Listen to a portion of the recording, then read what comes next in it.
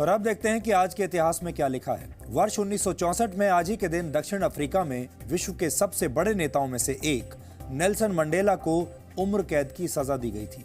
उस वक्त दक्षिण अफ्रीका में तख्ता पलट की साजिश का आरोप लगाकर मंडेला को राजनीतिक कैदी बना दिया गया था और 27 वर्षों तक जेल में रहने के बाद 1990 में नेल्सन मंडेला की रिहाई हुई और 10 मई 1994 को वो दक्षिण अफ्रीका के राष्ट्रपति बन गए।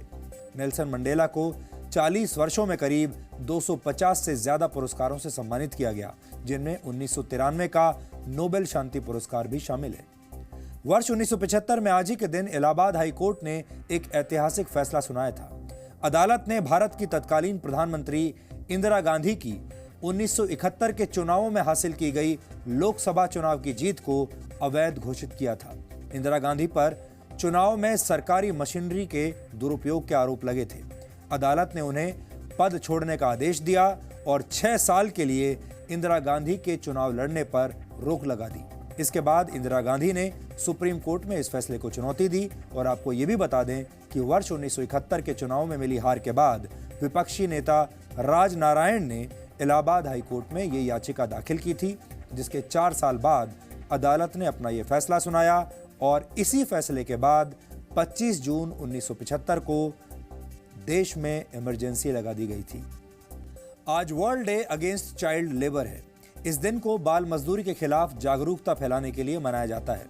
इंटरनेशनल लेबर ऑर्गेनाइजेशन की रिपोर्ट के मुताबिक पूरी दुनिया में 15 करोड़ 20 लाख बच्चे आज भी बाल मजदूरी करने पर मजबूर हैं। वहीं वर्ष 2011 की जनगणना के मुताबिक भारत के बच्चों की कुल आबादी में से 3.9% आबादी यानी भारत के करीब 1 करोड़ 10 लाख बच्चे अब भी बाल मजदूरी कर रहे हैं। और चंडीगढ़ के मशहूर रॉक गार्डन को बनाने वाले नेकचंद सैनी का निधन आज ही के दिन वर्ष 2015 में हुआ था। रॉक गार्डन निर्माणाधीन स्थलों से उठाए गए सामान को रिसाइकिल करके बनाया गया है, जिसकी शुरुआत वर्ष 1957 में हुई थी। हालांकि प्रशासन को इसका पता 1975 में लगा। आपको बता दें कि रॉक गार्डन एक निजी पहल थी। इस वजह से रॉक गार्डन को एक वक्त ऐसा भी आया जब इसे गैर कानूनी घोषित कर दिया गया था, लेकिन आम लोगों के समर्थन की वजह से रॉक गार्डन का अस्तित्व बना रहा। तो डीएनए में आज इतना ही। अब आपसे हमारी मुलाकात होगी कल रात 9 बजे। तब तक आप खुश रहिए, सुरक्षित रहिए और अपनी जिंदगी की कीमत को समझिए और डिप्रेशन और तनाव को कभी भी हल्के में मत लीजिए।